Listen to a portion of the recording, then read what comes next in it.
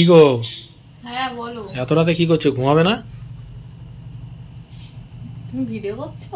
হ্যাঁ, ভিডিও করছি তো। এই ভিডিও এডিট করছিলাম, এডিট করতে করতে দেখলাম কি ওই পুরোনো আমার বিয়ের আগের যে ভিডিওগুলো না হ্যাঁ। ওগুলো দেখছি।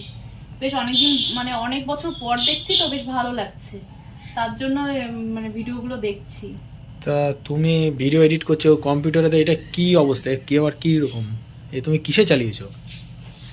আরে বাবা শোনো, বুদ্ধি থাকলে না ঘর জামাই থাকতে হয় না। ব্যাপারটা হলো এটাই যে আমি আর কম্পিউটার যে মনিটরটা ওটা হলো মানে খারাপ হয়ে গেছে, ওটা ঠিক করতে দিয়েছি।